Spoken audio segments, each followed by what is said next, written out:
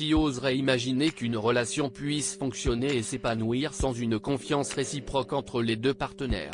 L'amour ne suffit pas quand il n'est pas couplé d'honnêteté, de respect et de confiance. Cet amour pourrait même se transformer en haine, de sorte à ce que vous détestiez la personne autant que vous l'avez aimée. En quoi la confiance est si importante au sein du couple?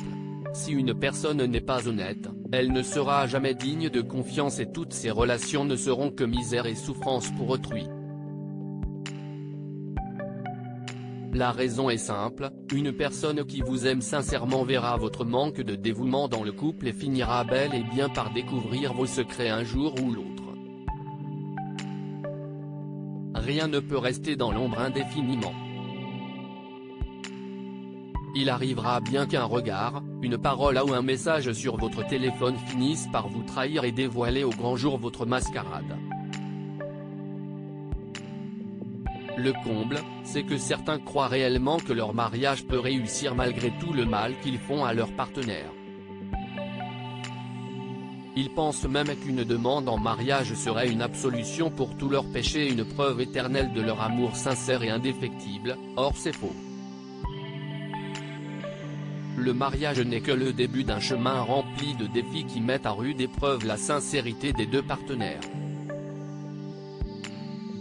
Sans mentionner le fait qu'à partir du moment où vous perdrez la confiance de la personne qui vous aime, vous pouvez considérer que c'est le début de la fin et que plus rien ne sera comme avant. Une découverte bouleversante avant le moment fatidique. Le destin ne voulait définitivement pas que cette femme se marie avec son fiancé. Vous comprendrez pourquoi à l'issue de cette histoire rapportée par le Daily Mail. La femme en question s'est identifiée comme étant Casey et son fiancé comme étant Alex. La veille du mariage est censée être une source de joie et d'excitation, mais dans le contexte de Casey, cela n'a été que de courte durée puisqu'elle découvrira des messages textuels que son fiancé avait échangés avec une inconnue et qui étaient remplis d'allusions plus scandaleuses les unes que les autres.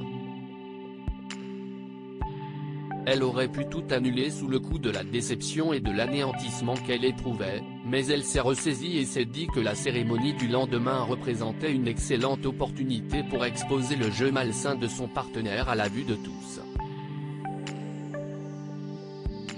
Des messages qui ne laissaient aucune place au doute. Elle avait décidé d'utiliser chacun des messages dont elle venait d'apprendre l'existence pour se venger et confronter Alex à sa propre imposture. Parmi ces écrits on pouvait lire des choses telles que « Cette fin de semaine, il n'y aura que toi et moi.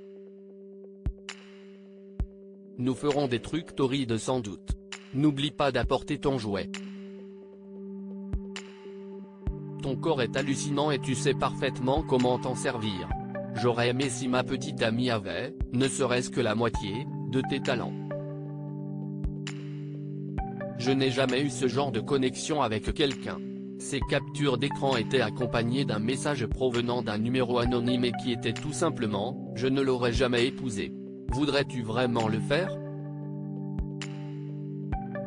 Le lendemain, la cérémonie s'est déroulée comme prévu jusqu'au moment où les deux mariés étaient censés prononcer leurs vœux.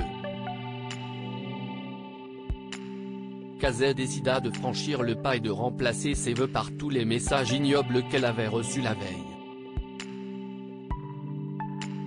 Une fois les révélations tonitruantes faites, le fiancé infidèle et son témoin se sont hâtés de quitter l'église. Après cela, Casey s'adresse à la foule et dit « Il n'y aura pas de fête de mariage aujourd'hui, mais plutôt une célébration de l'honnêteté, du véritable amour et du fait d'écouter son cœur même quand la vérité blesse. » Et c'est encore une fois la preuve que le mensonge et la tromperie n'apportent rien de bon et qu'on finit par être démasqué un jour ou l'autre. Si cet homme avait fait preuve d'un minimum d'honnêteté, jamais il n'aurait subi pareille humiliation. Les invités auront au moins eu droit à des moments festifs en compagnie de leurs mariés célibataires, en fin de compte.